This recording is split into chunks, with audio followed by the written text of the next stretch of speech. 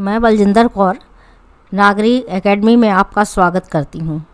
छात्रों, आज हम कक्षा 10 का पद परिचय भाग 1, जिसमें कि हम विकारी शब्द से परिचित होने जा रहे हैं, का अध्ययन करने जा रहे हैं। पद परिचय।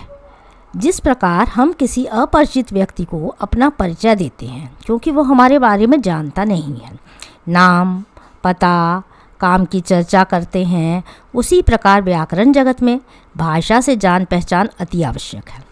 व्याकरण में सार्थक वर्ण समूह शब्द कहलाते हैं। बार बार आपको सार्थक शब्दों के बारे में व्याकरण में समझाया जा रहा है, परंतु यही शब्द जब वाक्य में प्रयुक्त हो तो पद कहलाते हैं। इन पदों का व्याकरणिक परिचय दिया जाता है। केवल एक शब्द को ही हम नहीं प्रयोग में लाते हैं, बल्कि एक पूरा उसका पद जो है, एक वाक्य जो है, वो हम प्रयोग में लाते हैं।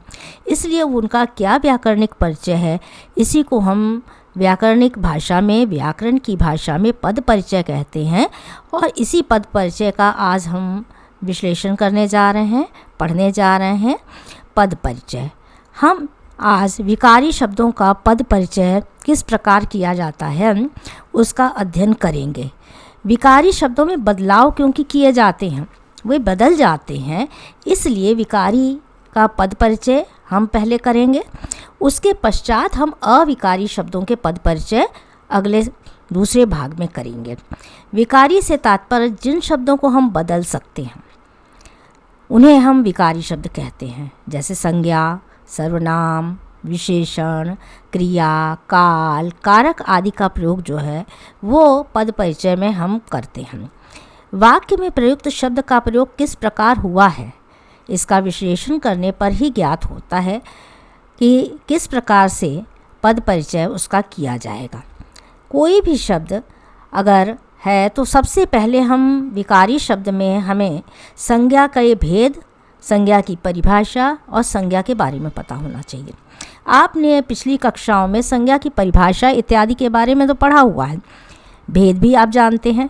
आपकी स्क्रीन पर संज्ञा के भेद लिखे गए हैं, व्यक्तिवाचक, जातिवाचक, भाववाचक संज्ञा। इसके जो अन्य 2 भेद और किए जाते हैं वो जातिवाचक संज्ञा के अंतर्गत आते हैं, द्रव्यवाचक और समुदायवाचक। इनको भी अब शामिल किया जाता है। तो व्याकरण में आप संज्ञा के भेद से अवगत होते हैं। संज्ञा का पद परिचय हम कैसे करेंगे? पद परिचय करते समय लिंग, वचन, कारक, क्रिया के साथ उसके क्या संबंध है, इन सब पर भी आपको ध्यान देना होता है। आपकी स्क्रीन पर कुछ उदाहरण दिए गए हैं। उदाहरण, बालक कक्षा में पढ़ रहा है। अगर इसमें से हम पद परिचय करते हैं तो एक एक शब्द का जो पद परिचय है वो अलग अलग तरीक़ों से होता है। उसमें आप देख रहे हैं बालक, संज्ञा जो है वो जातिवाचक है, पुल्लिंग है, एक वचन है, कर्ता कारक है, पढ़ रहा क्रिया का कर्ता है। कक्षा में तो कक्षा जातिवाचक संज्ञा के अंतर्गत आती है, पुल्लिंग शब्द है, अकारांत है, एक वचन का है, अधिकरण कारक का चिन्ह है, पढ़ क्रिया से इसका संबंध को दर्शाया जा रहा है। इसलिए संज्ञा के भेद में उसके भेदों के बारे में विषय के अनुसार ही आपको, अगर बालक है लिखा है यहाँ, अगर कहीं बालिका शब्द आ जाता है, किसी लड़की का नाम आता है तो भी जातिवाचक है, पुल्लिंग की जगह स्त्रीलिंग हो जाता है, एक वचन है, ये सारी चीज़ें आपको पद परिचय में लिखनी होती हैं। और आपके 4 नंबर के पद परिचय दिए जाते हैं जिनका कि उत्तर आप लिखते हैं। अगले उसमें हम देखते हैं कि सर्वनाम। सर्वनाम के भेद आपको पता होने चाहिए। पुरुषवाचक, निश्चयवाचक, अनिश्चयवाचक, संबंधवाचक, प्रश्नवाचक, निजवाचक इत्यादि। पिछली कक्षाओं में आपने इन सब भेदों के बारे में, उनकी परिभाषाओं के बारे में उदाहरण सहित बहुत सी जगह पे पढ़ा होगा। इतना विस्तृत जो अध्ययन पहले भी आपने किया है उसी के अनुसार आप कक्षा 10 में भी इनका आप पद परिचय में इनका प्रयोग करते हैं। उदाहरण, हम अपने जीवन में कोई गलत काम नहीं करेंगे तो हम शब्द क्या हो सकता है, इसको आपको बताना है कि हम बहुवचन के लिए प्रयोग करते हैं। सर्वनाम का प्रयोग है, उत्तम पुरुष है, पुल्लिंग माना गया है, कर्ता कारक है। अपने शब्द निजवाचक सर्वनाम है, पुल्लिंग है, एक वचन संबंध को दर्शा रहा है, जीवन से उसका संबंध है। कोई शब्द अनिश्चयवाचक का प्रयोग हो रहा है, पुल्लिंग मान है और एक वचन कर्ता कारक है। तो वो भेद और उनकी परिभाषा आप अवश्य पढ़ें। इसके साथ साथ वचन आपको पता होने चाहिए। जब भी हम विकारी शब्दों का पद परिचय करते हैं उसमें एक वचन बहुवचन आप समझ सकते हैं कि एक चीज़ है तो हम कैसे एक वचन लिखें और बहुत सारी चीज़ें हैं तो बहुवचन का प्रयोग कर लेते हैं।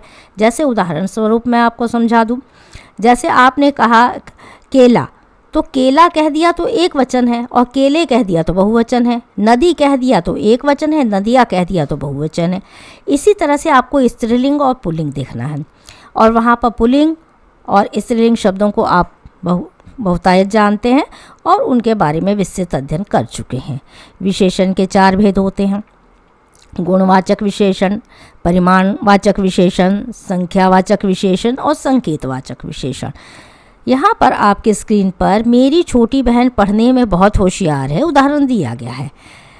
वहाँ पर उसके गुणों की विशेषता बताई जा रही है और एक वचन का प्रयोग किया जा रहा है एक ही लड़की के बारे में। लड़की शब्द स्त्रीलिंग है, बहन शब्द विशेष है क्योंकि उसके बारे में बताया जा रहा है। इसलिए इस प्रकार से आप अगर संख्यावाची है तो संख्या का प्रयोग वाले उदाहरण हो सकते हैं।